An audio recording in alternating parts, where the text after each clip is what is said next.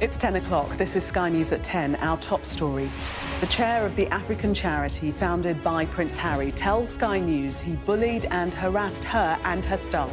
Prince Harry authorized the release of a damaging piece of news to the outside world without informing me, or my country directors, or my executive director. And can you imagine what that attack has done for me, on me, and the 540 individuals in the Sentebale organizations and their family? That is an example of harassment and bullying at scale. Tonight, a source close to the charity's former trustees tells Sky News the claims about Harry are completely baseless. Also ahead, more than 1,600 people dead and aid struggling to get in. A worsening picture emerges in Myanmar after the devastating earthquake. Plus...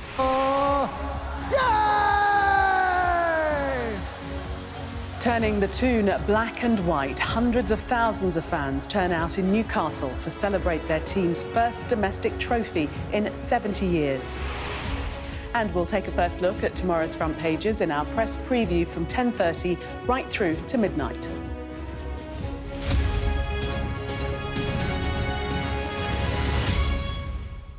Good evening. The chair of the charity set up by Prince Harry to help children in southern Africa has told Sky News he bullied and harassed her and members of her team. Harry quit as patron of Sentebale on Tuesday, following a bitter internal row between its chair and trustees, which he said had left him devastated and in shock. Now, the charity's chair, Sophie Chandolka, has told Sky's Trevor Phillips that the Prince had unleashed his PR machine against her and her staff in actions which amounted to bullying and harassment. This evening, a source close to the former trustees of Sentebale has described her claims as completely baseless. Here's what she's told Sky's Trevor Phillips. What you're essentially saying is that the Duke of Sussex is guilty of harassment and bullying and improper conduct in the governance of a charity. Well, let me put it to you this way. I'm going to give you a really good example. The only reason I'm here, Trevor, is because at some point on Tuesday, Prince Harry authorized the release of a damaging piece of news to the outside world without informing me, or my country directors, or my executive director.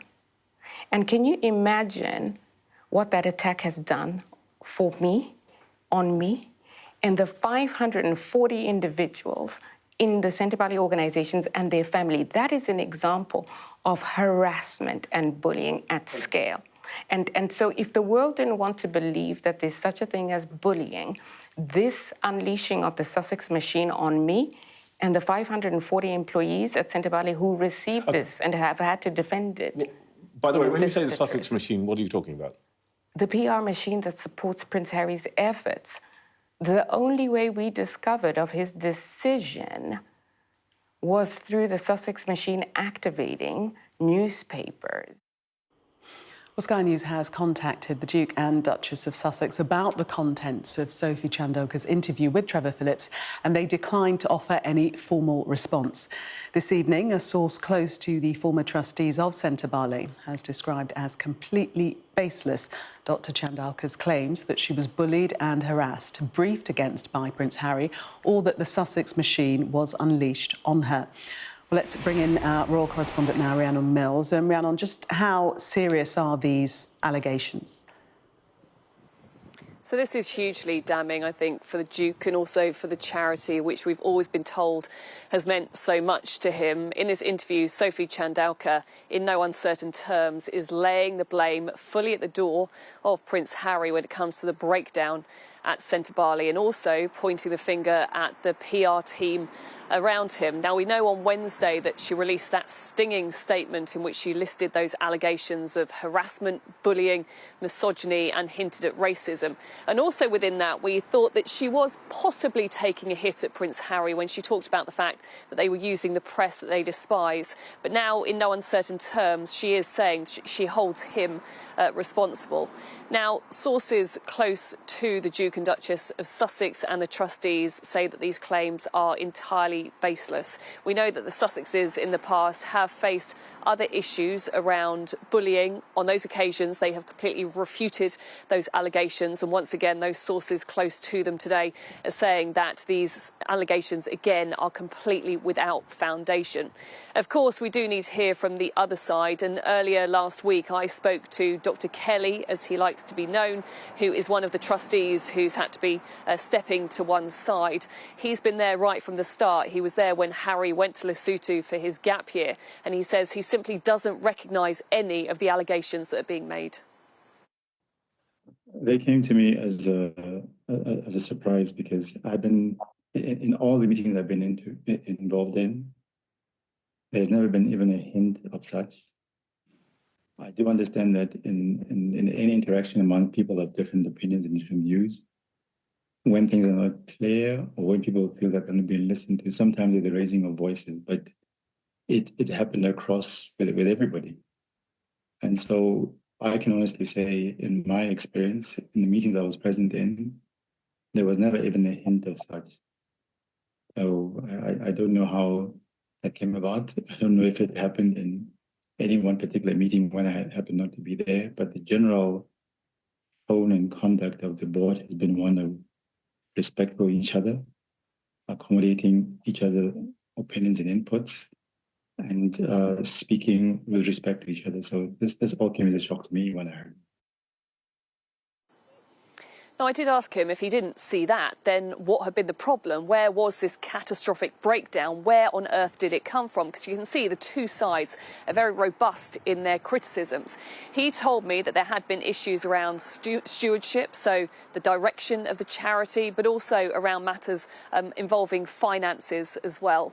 In 2015, I actually went to Lesotho. I saw the Mamahatu Centre that was opened by Prince Harry and Prince Seeiso, a centre for children and teenagers who have HIV and AIDS, a space that they can come together and really discuss the issues that they've gone through. Also a place where I couldn't help but think how much Prince Harry seemed at home. And that is why this charity and the breakdown in it is so striking at the moment. However, of course, Prince Harry, over the last 5 years, he's had to give up so much. Now he is facing that beloved charity, facing a Charities Commission investigation in terms of the conduct, what was carried out there, how it was run, but also his own conduct and that of those around him is also being called into question. Of course, those around them say it is utterly baseless, but you will hear more of that tomorrow with Trevor Phillips. OK. Rhiannon, thank you. And as Rhiannon was just saying there, you can watch our interview with Sophie Chandauka in full tomorrow morning on Sunday Morning with Trevor Phillips at 8:30. Now to Southeast Asia, where a worsening picture is emerging tonight from Myanmar after one of the biggest earthquakes to shake the country this century. The military rulers now say more than 1,600 people are known to have died, while the number of injured is heading into the thousands. Neighbouring Thailand has counted 7 deaths, while dozens of people are missing. The 7.7 magnitude quake was felt across Southeast and Central Asia. Myanmar and Thailand bore the brunt of its impact. The epicentre was near Myanmar's second largest city, Mandalay. Experts warn tens of thousands of people may have been killed there and in surrounding villages. Several buildings collapsed in Bangkok, where rescuers are trying to find workers trapped under the rubble. And the earthquake was so powerful and so close to the surface that tremors travelled hundreds of miles to Laos, Vietnam and Bangladesh. Cordelia Lynch reports from Bangkok.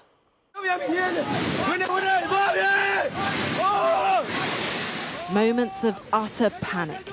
Monks near Mandalay watch on as the earthquake rips down the building in front of them.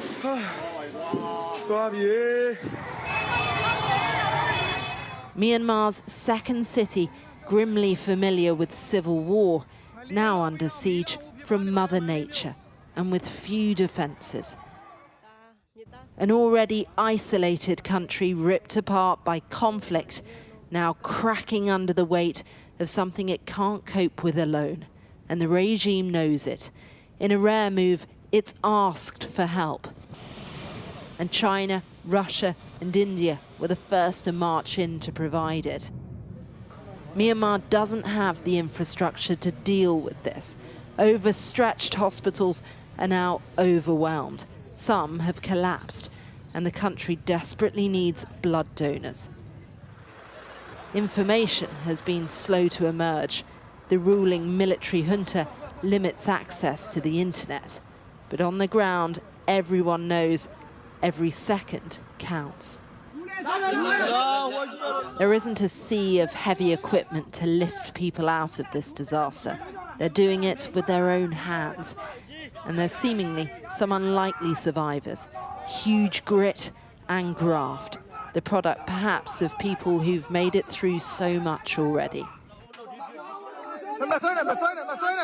Here, another glimmer of hope. Images reportedly filmed in Mandalay. A woman pulled through another tiny gap, not by professionals, but her neighbours. Hopeful faces met with the instant relief of a brief smile. Proof the young woman has survived against all odds. It is those miraculous stories they're waiting for here in neighbouring Thailand. But there's a huge mound of rubble to overcome first. Munya Pa is waiting for news of her 17-year-old daughter, Nanya Na. She was working inside the unfinished high-rise building. They can't find her, she says. She's an electrician. She's still stuck. The stages of this rescue are delicate and frustrating for those waiting for relief and those trying to provide it. Throughout the day, cranes have been trying to shift the rubble to make way for rescue workers to go inside, but it's been incredibly slow progress. We're told that construction workers were caught on multiple floors of what was a 33-storey building. It is now a mass of concrete and one that's incredibly hard to navigate. I looked at the structure and the foundation looked strong inside, he says. But it's not meant to collapse like dominoes and stack like pancakes in the way it did. When I came across some of the bodies inside, I just felt so bad. Families are holding vigil here. Comforted there have been signs of life detected. Praying their loved ones can still escape an earthquake no one was warned about. Cordelia Lynch, Sky News, Bangkok. Well, getting aid into Myanmar is already hard enough. It's a country ravaged by civil war and its military rulers are largely isolated by the world. Our science correspondent Thomas Moore looks at how problems have been compounded by the earthquake as monsoon season looms. The massive earthquake happened here near Myanmar's second most populous city of Mandalay, but the impact was felt across Southeast Asia. Just look at this map showing how the shaking reverberated across the country, with violent tremors felt in every region. Aid has begun pouring in from around the world. Nurses, doctors and search teams with dogs. There's practical aid too: tents, blankets, medical supplies, food and water. Millions in aid funding has been promised, and some of the world's biggest aid groups like UNICEF, the Red Cross and Amnesty International have mobilised, but they all face huge issues getting help to the people who need it most. There isn't electricity a lot of the time in lots of areas. There might be no phone reception. There might be no internet. And transport options can be incredibly limited as well. What this just means for the logistics and trying to bring assistance to where it's needed, it's huge. Myanmar is also a country that's been ravaged by a brutal civil war since the military coup in 2021. This is a closed-off country. In recent years, the government has been reluctant to accept aid and politicise the way it's been handed out. It's been a challenge for aid groups. And you can see what this has done to the population. Look at the green. That's people who've been internally displaced, rising steadily in the years since the coup. Before the earthquake, the UN's refugee agency estimated 3.5 million people were displaced. That number is certainly higher now. And here's one more sobering statistic. Even before the earthquake, the UN was projecting that 20 million people in Myanmar were going to need humanitarian assistance this year. Who knows how many more now? Then there's the problem of Myanmar's infrastructure. Hospitals are poorly funded, lacking supplies, and in the years since the coup, there have been attacks on health workers by the regime. Now, some have been destroyed, like this one in Naypyidaw. Roads already in a poor condition have been further destroyed, so relief agencies may struggle to get aid to people in some areas. Now, earthquakes in Myanmar aren't uncommon. A fault runs down the middle of the country, but quakes of this magnitude are rare. However, there is another natural hazard they are much more used to: monsoons. The rainy season officially starts in May, running all the way through to October, but torrential downpours can begin earlier. Coastal areas are likely to see the most rainfall, here in dark blue, sometimes more than 5,000 millimetres or 5 metres across a year. Even areas inland near the epicentre can see heavy rains. Myanmar's ability to deal with the oncoming season will be significantly degraded now. Such a strong earthquake would have had a terrible impact even on its own, but with the population already struggling for so many reasons, the impact will be truly devastating. Two parents who say they were arrested after complaining about their daughter's school in Hertfordshire are questioning if police needed to be so forceful in their approach. Maxie Allen and Rosaline Levine were questioned on suspicion of harassment and malicious comments after sending numerous emails to Cowley Hill Primary School and criticising its leadership in a WhatsApp group. The school referred the matter to Hertfordshire Police, who arrested the couple in January. What we can't grasp is how on earth they thought the right thing to do was to send 6 police officers and 3 cars to our house, arrest both of us and search the property out of nowhere. That just does not make sense. When I look at the footage now, it makes me feel sick. And I feel sick because I remember that feeling of thinking my daughter's dead and them not confirming to me that she was okay. And I feel sick watching it. I feel sick thinking what came after that. That we were marched away in front of all of our neighbours. All our neighbours saw. Hertfordshire Police sent this statement to Sky News in response, following reports of harassment and malicious communications, which are criminal offences. A man and a woman from Boreham Wood, both aged in their 40s, were arrested on Wednesday, the 29th of January.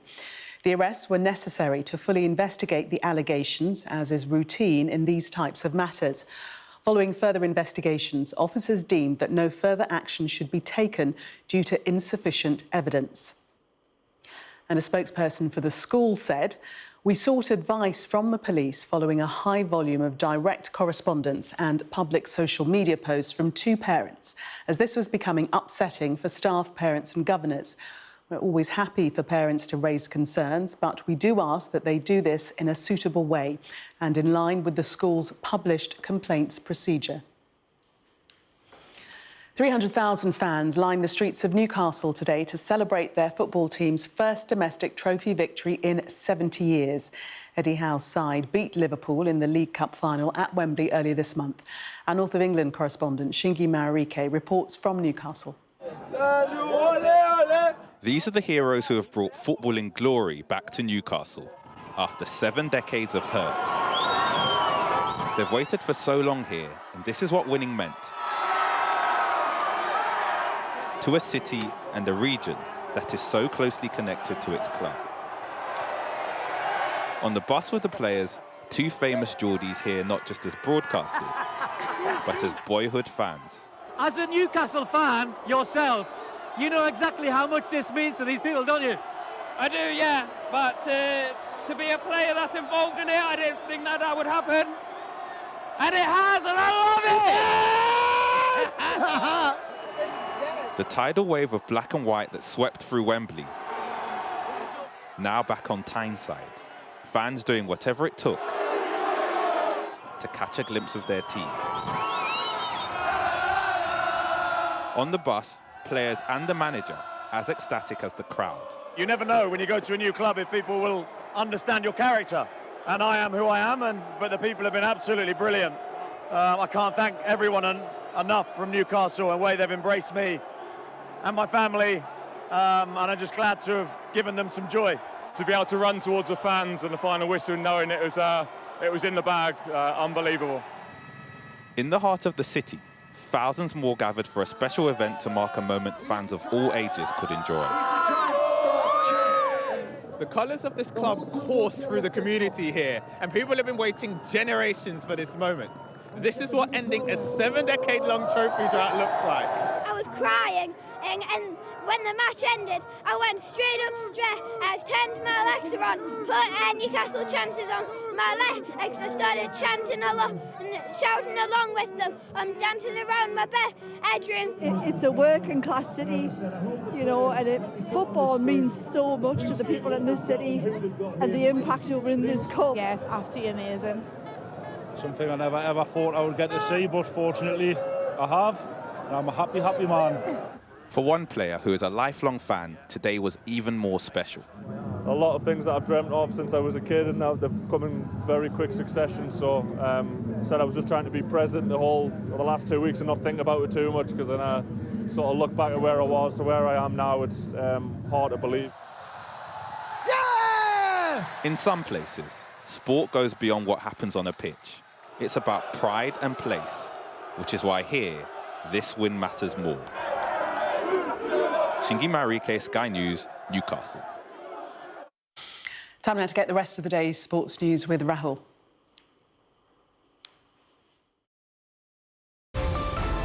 Staying connected is vital for business.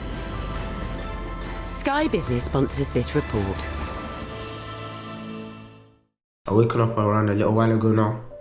It's around 5 o'clock, so I'm about to have some suhoor, which is the last meal that we have before fasting for the whole day. I've got some electrolytes to keep me hydrated throughout the day, and then some vitamins. So I need to make sure that I eat right, because we got a match later on in the day against Blackpool. It's currently like 10:50. I'm about to leave my house, make my way to my friends to get a lift in.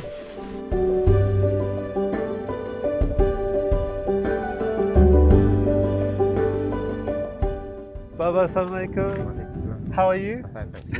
Very good, thank you. Thanks so much for having us here at Nottingham Forest today. Well, we're going to be following you in terms of how you perform at such a high level while you fast. So we can't wait to find out a bit more. But as we kind of walk, what's the first thing on your agenda today? We've just got a team meeting, pre-match meeting before the game, just to see like the lineup and stuff like that.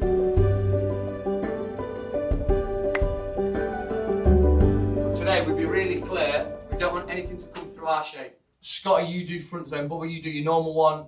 Gio, you be in line with the post in the front zone. Your captain as well, leading the team today. How are you feeling just generally about, just being captain, leading the team today against Blackpool? Yeah, I just feel like it's an important responsibility to have, and it's good to see that the coaches trust you to put you captain. So yeah, just go out and prove that I can. And the boss said to enjoy your football as well, yeah, as the main message. Yeah, exactly.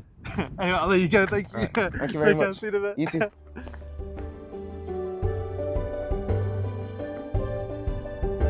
What do you have for suhoor? Porridge. Yeah. Bananas. And then just electrolytes. Yeah. I'm good.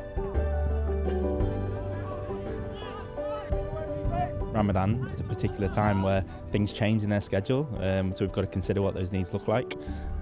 We'll sit down with the players individually and just go through that. That'll obviously include what their schedule looks like from a prayer perspective, also the nutrition needs. You have to be really dedicated and you have to be really strategic and plan ahead. Some players will kind of spend 2 months before planning and kind of working out their diet best for them. A big thing for me is really getting those quick release carbohydrates in when they can break their fast to allow that energy and the glycogen to restore as quickly as possible. We have players from all over the world, and I think it's really important to kind of share that culture with each other. We saw you play kind of left centre back. Are you right? Like, how are you feeling? Yeah, I'm fine. I just feel like I'm just grateful to be able to do those things, and like when it starts to get tough, I just need to like look back and look at how far I've come. Every time Ramadan comes around, like I just get like a lot more positive, a lot more happy, because it's like I'm always excited to see like Ramadan and like just to do the things that happen in Ramadan and get closer to the Lord and then stuff like that. Some people don't like get to fast, some people don't get to play at Forest, so it's like I can do both of them, so I'm just grateful and happy to do both of them. When we get these young players in, we've got responsibility, and we tell their families and we speak to them as young players and we say, we're going to look after your son when he comes into this environment. So we have a responsibility to do that. When they step out on the football pitch, we need to have an environment where they feel that they can be themselves. We should all respect each other's values and all respect each other's faiths and beliefs. It's very important to us as not just an academy, but as a football. Sky Business sponsors this report. Now, sky gazers around the Northern Hemisphere have been treated to a partial solar eclipse, with the moon appearing to take a chunk out of the sun. It started at around 10 o'clock this morning before peaking just after 11, with around a third of the sun obscured, seen in this footage captured by the Royal Observatory at Greenwich. Both professional and amateur astronomers gathered at the Royal Observatory to get a look safely through specialised glasses and telescopes. How much of the sun was darkened depended on where it was viewed from. The further north you were from the equator, the more of the sun was covered. This was the view from Romo in Denmark. And this was the view from Moncton in Canada, with more than half of the sun covered by the moon. A total solar eclipse won't be visible from the UK until the year 2090. Don't think any of us will see that. That was Sky News at 10. Coming up, we'll take a first look at tomorrow's newspapers in the press preview. And tonight, we're joined by the PR consultant, Kevin McKeever, and the columnist, Angela Epstein. Amongst the stories we'll be discussing, this on the front of the Sunday Telegraph. Their headline, Harry is a bully, says charity chief. That story arising from a Sky News interview. We'll talk more about that when we come back. Do stay with us.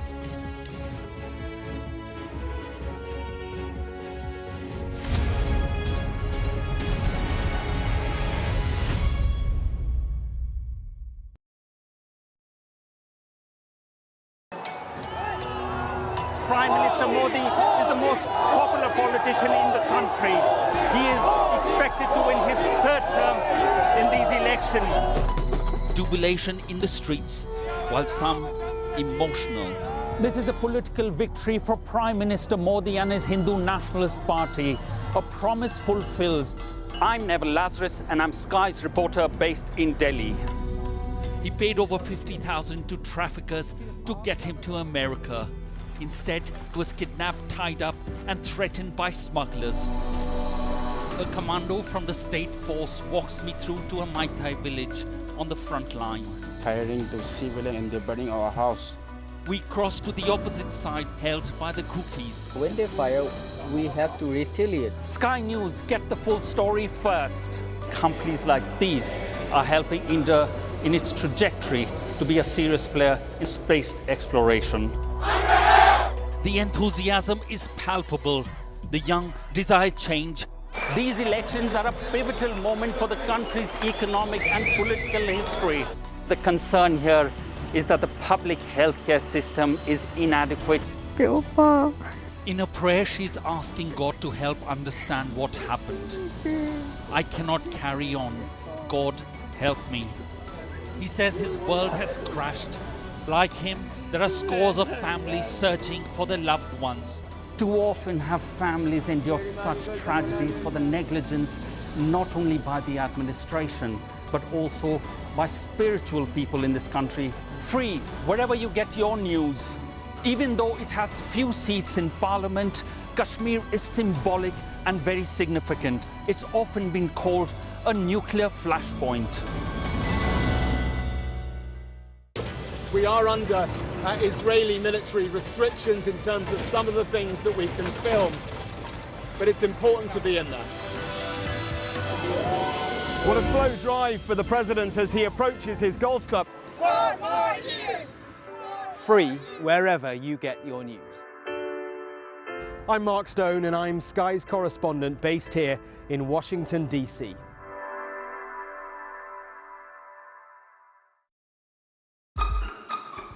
We've got your Sunday mornings covered. From the front page and the sounds of the streets to the voices of the people who make the major calls and big picture politics beyond Westminster. We'll put you at the heart of our story. I'm ready. Are you? Join me, Trevor Phillips, Sunday mornings on Sky News. We're rolling. Welcome to the world. Our new podcast, starting now. It's very exciting. Every week, we'll be reporting from the world's trouble spots. We get to hold those in positions of power accountable, and we get to ask the questions that the audience, the listeners, want to know about. And that's why it is so important that people tune in, come along for the road, come along for the journey. It'll be fun. Welcome back. You are watching Sky News. In just a moment, the press preview. A first look at what's on the front pages as they arrive. But first, our top stories. Sources close to the former trustees of Prince Harry's Africa charity say claims from its chair that he bullied and harassed staff are completely baseless. Officials in Myanmar say at least 1,600 people have died and thousands of others are injured after the country was hit by a huge earthquake. 300,000 fans have lined the streets of Newcastle to celebrate their football team's first domestic trophy victory in 70 years.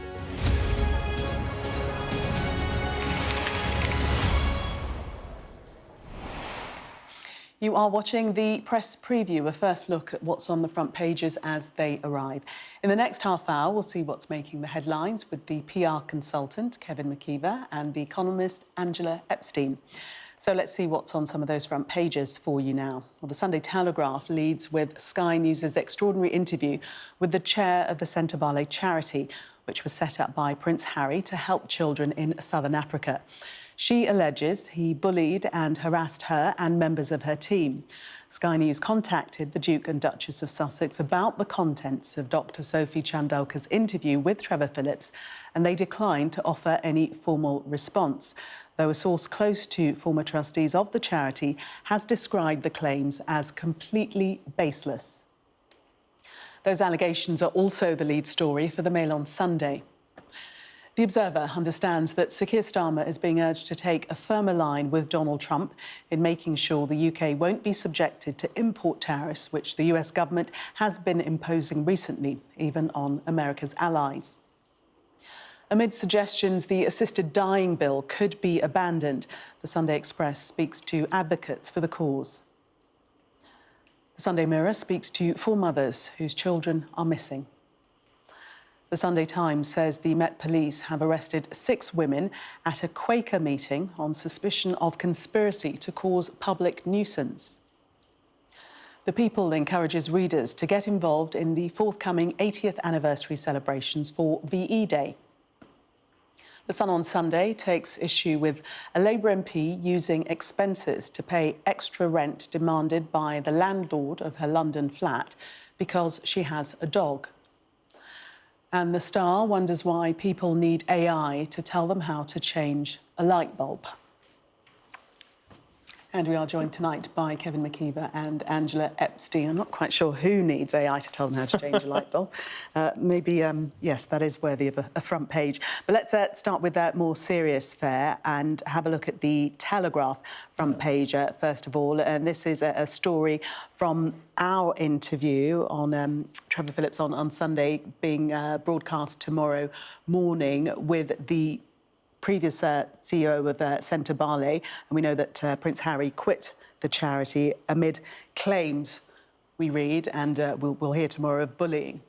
Yeah, absolutely. So these extraordinary claims have been made about a charity that we know is very close to Harry's heart. If you remember, when he became sort of disenfranchised, if you like, separated from the royal family, he took with him this charity and also, of course, the Invictus Games. So that being something that sort of reminds him of his old life.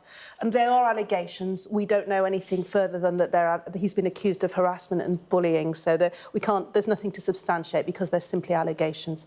But it's a question, and Kevin, being the PR expert, would probably be able to tell you better than me, but it's how it looks at the moment in terms of the PR fallout of this. Because Harry is somebody who, along with Meghan, has always been an advocate of social justice, fighting for those who are suffering with mental health. They're advocates for being compassionate. That's very much their brand. And then that's complete anathema to what we're hearing now. Again, allegations. And that potentially, from a PR perspective, undermines this image of them being sort of the great sort of supporters of those who are vulnerable in society. And I think that's going to make it quite difficult for them. Obviously, we need clarification. They've not responded. But just in terms of the optics, how is that going to impact on the future charitable work that he does? You know, will potential donors want to draw back? They haven't got the facts, but it's just, at the moment, I think from a PR perspective, how does it look for them, for Harry principally, because of the nature of the allegations and the nature of the charity, which, of course, was set up, it means, I think, forget-me-not, you know, set up with very much his mother in mind. It has all those emotional connotations. She was very much a champion of those who were overlooked by society. So it has enormous ramifications in terms of sort of the emotional fallout as much as anything else. But, Kevin, we know that those that are close to the trustees of Sentebale are saying that the allegations are completely baseless. And as we said, we've not heard directly from the Sussexes. Well, I think Angela's absolutely right. You know, we need to know the detail of what happened before we can even begin to pass judgment on the actual substantive facts. But the simple fact is it's not going to be good enough for, in the long run, to be able to say, just to reject any claims of bullying and say that they don't recognise any of the allegations. In due course, because I think the real challenge here is there's a kind of sniff around this couple that the principle doesn't match the practice, just as you were saying, and that actually you see the words bullying, and Meghan's pictured there. The Mail actually goes further and names Meghan, although Meghan's not accused at all of doing anything in terms of the interview, as far as I understand. But the fact is, there's a narrative that's, you know, bubbling away that this couple just something isn't quite right in terms of the kind of the honesty in which they carry themselves. The charity itself, as you've said, you know, this was a legacy of his mother's work in tackling HIV/AIDS, and so clearly close to his heart over a large number of years. And, for instance, you know, for those who... Many people will read into the story what they already think about Harry, what they already think about Meghan. You know, if they think that you know, Harry is under the cosh of Meghan and somehow he's taken, you know, he's been pulled away from that which he cares about from his youth, they'll use this story as an endorsement of that view. Similarly, those who think that the PR machine of Sussex Inc., you know, will crush anybody in its wake, they'll also think that. So, in a sense, when the facts come out, it may well change people's attitude, but I suspect not. The problem is this couple just seem to have an ongoing problem with their reputation, and stories like this do nothing to help that. Is that the problem, though, that the narrative, that people will fill in the gaps with what they believe already, that those that don't like Harry and don't like Meghan, you know, for instance, she's being named in this story, and Sentebale was set up way before he even met her. Well, I mean, the thing is that I think what Kevin's also sort of implying is this idea of credibility. Now, obviously, respectfully, PR is often about spin as much as it is about, you know, the substantial part of what's being promoted. Harry and Meghan, but Harry principally for the purposes of this story, has set himself as this credible humanitarian figure. He's carrying the legacy of Diana. He's helping the so-called underdogs of society, in this case, children of HIV sufferers. And suddenly that credibility is being smashed. And I think Kevin is so right. They are such a polarising couple. You know, we've had all the stories during the week about her new shopping website, which has been set up to it's been pitched against Gwyneth Paltrow's Goop website. And there are either those that support or those that don't. There doesn't seem to be a sweet spot with Harry and Meghan where people are sort of ambivalent. And I think absolutely this will further sort of polarise opinion on them. I think there's also an issue here with Harry himself, which is, you know, the stories that he doesn't really have many friends unless they're, you know, relatives of Meghan's friends over in California. And this is a charity and a cause which rooted him in his history, rooted him in his family, rooted him in the memory of his mother. And is this, you know, another kind of severing of a link with Harry's past here in the UK, and something that might actually makes him seem like quite a diminished figure. Shall we move on? Obviously, we had a look at the Mail as well, as we'd already mentioned. Harry and Meghan, too toxic. Last charity boss, also another allegation that's been made against the Sussex PR machine, as she describes it in the interview. But let's look at the Observer, and we read that Sir Keir Starmer should fight back strongly against Donald Trump if he imposes punitive tariffs on British exports. The push so far has not been to respond, to sort of sit back and see what actually happens, but has the time come where there needs to be that pushback against Donald Trump. Angela? My personal feeling is that I like this steady approach that Starmer's taking. You often don't hear me start sentences with "I like Starmer," but on this occasion, well, at least I'm being honest. Yeah, I think there needs to be a suspension of tariffs while they have robust trade talks. I mean, if we talk about, for example, car manufacturing, the US is the UK's second biggest export market. People love the Aston Martins and the Jaguars, etc. And it's going to be hurtful on both sides, because if they stop importing British cars, then it takes away competition amongst American manufacturers, which is only going to drive up prices in the States. So American consumers are going to be affected. And I think because there's been a sort of gentle start to the big relationship between the US and the UK, I think for us to do the tit for tat thing would be so damaging. And Trump is such a man of kind of action, often the wrong action. He's such a weather vane that I think sort of big gestures will not help. I think if Starmer can take a steady approach to the issue of tariffs, and they can take a more circumspect view, I don't think this kind of tit-for-tat thing will work. But Kevin, does he just sort of lie down and wait for whatever he's going to be hit with? Well, I think what this story really goes to the heart of is Downing Street's strategy on dealing with the Trump administration working? You know, we had that great moment a few weeks ago in the Oval Office, the triumph with Zelensky, and quite frankly, what to people's surprise, Starmer was lauded of being able to re-establish that Atlantic bridge that we've talked about since the Second World War, which relies on carving a third way, particularly between the EU, which we know Trump cannot stand, and the United States. That strategy would suggest that there is room somewhere to negotiate a British opt-out. But we saw on steel tariffs that isn't the case. But if we then... But also, so that invitation of the Royal State visit, that seemingly didn't work. It didn't go far enough. You know, it's not licensed for long enough. Maybe it's one card that we've played once.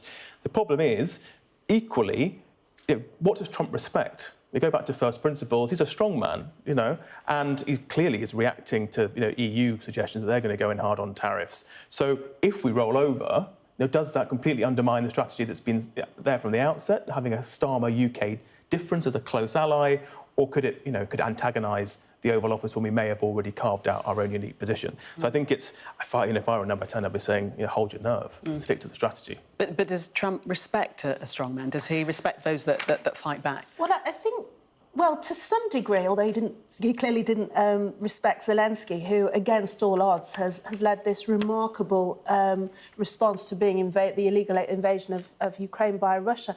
I also wonder, and tell me if I'm an old romantic, but I think that Trump has this he has a grudging affection for the UK. His mother was from Scotland, wasn't she? Yeah. He has connections here.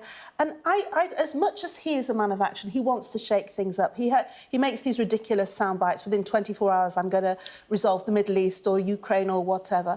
I don't think it is within his gift to want to have that. I mean, maybe I'm just too hopeful. But I think, like you said, he can't stand the EU, but I don't see that he quite puts us in the same pot. No. And therefore, that may be our saving grace there. He wants a deal, fundamentally.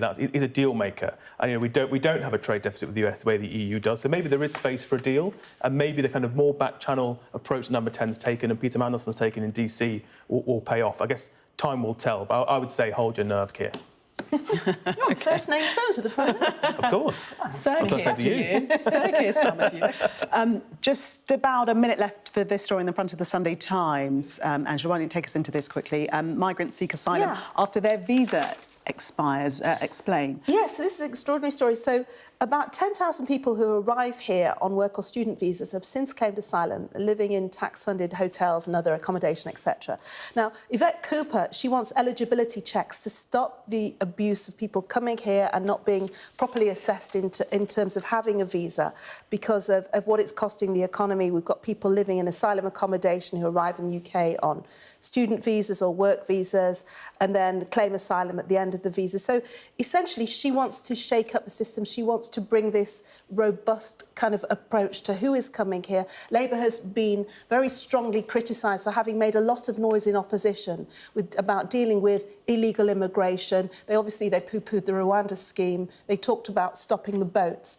And yet, you know, all their detractors have said, well, what are you doing? So Yvette Cooper is now taking a kind of root and branch approach to those who work here illegally and those who are seeking asylum here after their visas expire. Beautifully explained. Angela, thank you very much for the moment. And Kevin, we're going to take a break. Now, should a Labour MP have used expenses to pay for extra rent for her dog? We'll discuss that next.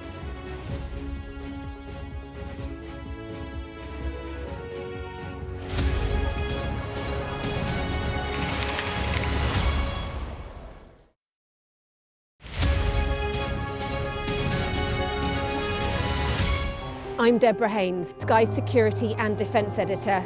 The reality of life under Russian fire. People don't want to leave even though help is here to evacuate them. They say they want to sort out their belongings first. It's absolute chaos. Fire, shouts the commander. There's a dash to safety as Russian drones will be trying to find this position. We've now got to wait inside the shelter to see if there is incoming. I've been covering Russia's full-scale war since it began, witnessing the terror and the trauma. When rockets fall, I try to hide my head under my toys. Illustrating Ukraine's lost childhood, hopes and dreams framed by war. Conflict in the Middle East is another major focus. An incredibly dangerous moment. We saw the missiles streaking across the sky. We saw the intercept going up, and then we saw the explosions when the intercepts were successful. With global threats rising, I also explored defence and security in the UK and across NATO. This US aircraft carrier is operating in European waters in a deliberate show of force. This is routine training for NATO. But should Russia's war with Ukraine escalate significantly, pilots like these could be called upon to go into combat for real. Tucked away in the National Archives are some of the UK's old defence plans. The scale of this bunker underlines how seriously governments took the threat of nuclear attack and global conflict. Should allies listen to Vladimir Putin's sabre-rattling? No, they shouldn't, and they don't. Sky News, the full story first. Our app gives you the very best of Sky News wherever you are. Breaking news, videos and analysis. Evidence of the crisis. Podcasts, watching us live. I'm live in Jerusalem. Wherever you get your podcast. All in one place and all at just the touch of a screen. The Sky News app. Get the full story first.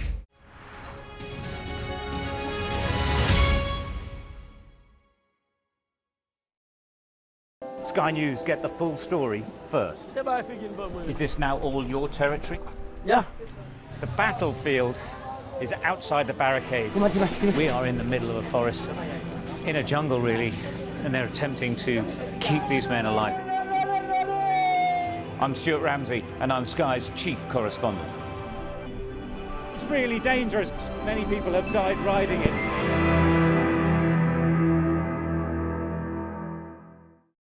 We are under Israeli military restrictions in terms of some of the things that we can film, but it's important to be in there.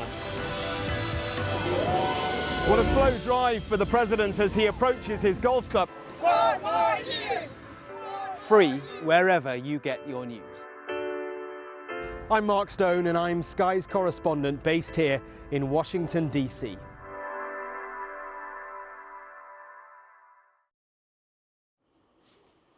Welcome back. You are watching the press preview. Still with me, Kevin McKeever and Angela Epstein. Let us take a look in this section, first of all, at the Sunday Telegraph front page, and this story about the BBC apparently refusing anti-Semitism training. The BBC's Director General has refused the the training for the broadcaster. The government's independent advisor on anti-Jewish hatred has revealed this is Lord Mann. What's the detail of this story? Lord Mann has said that he visited some of the top brass, if you like, at the BBC on 3 occasions and offered training because, as we know, very sadly, the BBC has been absolutely swamped by allegations of anti-Semitism, systematic, institutionalised anti-Semitism within the organisation. You know, this is our public service broadcaster. And at a time of spiralling anti-Semitism, much of which has kicked off following the atrocious events of October 7th, the BBC was further discredited, as we know, because there was the sign-off for the Gaza documentary, How to Survive a War Zone, and it became clear that the narrator was the child of a Hamas government official in Gaza, Hamas being a proscribed terrorist organisation. So the story is that the BBC has repeatedly refused anti-Semitism training. Now, their response to this is that they have well-established processes in place and they're developing in-house anti-Semitism training. But I think from the, you know, I'm a member of the Jewish community, but I think broadly, if any ethnic community was looking at this story, I mean, we're looking at it through the prism of the Jewish community, it would be seen as the BBC marking its own homework. And I think the really important thing, and I think Lord Mann has been pushing for this, is to have some kind of independent scrutinising of what's happening in the BBC. At the moment, it's been like whack-a-mole. There's revelations. They, you know, it's condemned by those that are involved, like the Gaza documentary, and then something else happens. And the problem with an in-house kind of protocol is that it doesn't take that wider perspective. Ask the people who are affected by anti-Semitism, the consumers, as you would with any viewers of any, like I say, any demographic that had issue with the BBC, to come in and help with the training and help with sort of dealing with the problem. And I think this is what Lord Mann wants. And it's very disturbing that he's offered 3 occasions to help with training, and on 3 occasions it's been turned down. Kevin, do you think it's not enough that the corporation is developing its own in-house anti-Semitism training, and they plan to roll it out more widely, also ordered further and more wide-ranging review into the documentary mentioned? I mean, it does seem out of touch from Tim Davie to say, essentially, we're going to mark our own homework. This is an issue of public trust. And it's, you know, we saw what happened with the Labour Party and the way it, you know, quite frankly, went through a long journey in order to grapple with anti-Semitism, and that required, you know, outside help and outside training. The BBC, you know, it clearly didn't do its due diligence properly when it came to the Gaza documentary. So I don't think it can really be trusted to put together its own anti-Semitism training either. I think it will be right to take a step, take a breath, and bring in external help. Andrew, take us to The Sun and the story of the Labour MP who's claimed expenses for her dog. This is to do with rent, additional rent, to bring the dog down to London, and the landlord charging whatever surcharge for the dog. But just to be clear, before we go into the depths of the story, she hasn't done anything wrong. These are perfectly legitimate expenses that have been claimed by other MPs. Yes, absolutely. So again, it's probably one of these stories where it's all about the optics. This senior Labour MP has been she's been part of the kind of machinery to help impose the £5 billion of benefits cuts that, you know, has caused divided opinion and has been a very inflammatory move by the Labour Party. And she is using apparently taxpayers' cash, according to this, to live with her cockapoo. The party whip, Taiwo Owatemi, has received £900 of so-called pet rent for her dog Bella to stay at her London home. And campaigners have branded the claim by the Coventry North West MP a disgrace, and this idea that it's one rule for them and one rule for us. If she is playing within the rules, which, as you've said, that she hasn't done anything wrong, I think it's very much, again, about the optics. I think the problem is, more seriously, I mean, it is serious if taxpayers' cash is being used this way and there are any suggestions of any wrongdoing. But I think set against this spring statement, set against the slashing of welfare benefits and this idea of those vulnerable in society somehow being very seriously compromised, these kind of stories do not, you know, they don't serve the government well. Even though, to be clear, she hasn't done anything wrong. Yes, just to reiterate that she's following the rules. She is following the. I think it's about the rule. I think it's the story about the rules rather than the individual, which makes it the kind of front pages here. Indeed, but it might not be the way that people read it with her picture. Yeah, absolutely. And it also highlights as well, you know, you have to pay the £900 because the landlord insists on a supplement if you've got a pet, which loads of people have to face. It's actually a real-world problem. I mean, who'd be an MP these days? I've got a dog, and if I had to work between two places, I want to bring him with me as well. Well, into Parliament? Yeah, absolutely, yeah. Oh, into Parliament as well? Absolutely not. Into London, maybe into Parliament. I might calm things down. It might make more sense than some of the people in Parliament. Yes. Let's see what the dog's got to say. Just finally, the Star, any bright ideas? Why would people need AI to know how to change a light bulb? I love this story. I absolutely love this story, not probably for all the wrong reasons. So this idea is that as AI starts to creep into our lives and really take hold from being a kind of off-field thing to suddenly something quite a central part of our lives, apparently that people are now becoming, younger people are becoming very dependent on it, and they're asking it for simple tasks, including how to change a light bulb. And I think possibly part of the thing, I don't know about you both here, but AI is so remarkable in that it's so fast. I mean, I have fun with it by just asking it stupid things, but actually it answers you very quickly. So you can just imagine. I don't understand why people don't know how to change a light bulb, though. That is the question, That's the question. We've got 10 seconds. Well, you know, I think it's fair enough. I'm someone that has to YouTube everything. You know, change a plug, I've no idea. If I can ask Google or ask ChatGPT and gives me a straightforward step-by-step answer, fair enough. Probably not easier than asking my dad. It's there to be used. It's there to inform us and help us in our lives. Kevin and Angela, thank you very much. Thank you. Let's take a look at the weather for you now. A bright start and always a warm welcome. The weather, sponsored by Qatar Airways.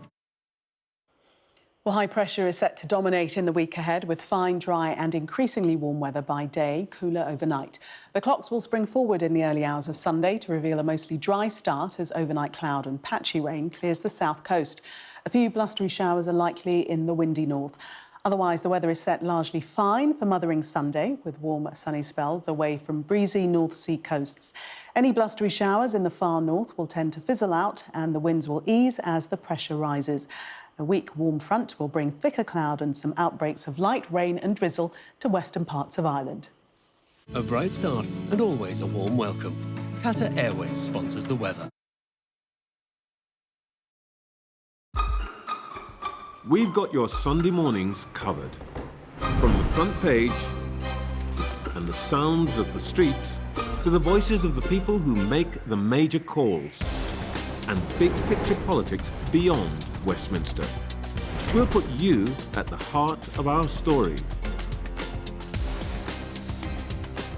I'm ready. Are you? Join me, Trevor Phillips, Sunday mornings on Sky News. We're rolling. Welcome to the world. Our new podcast, starting now. It's very exciting.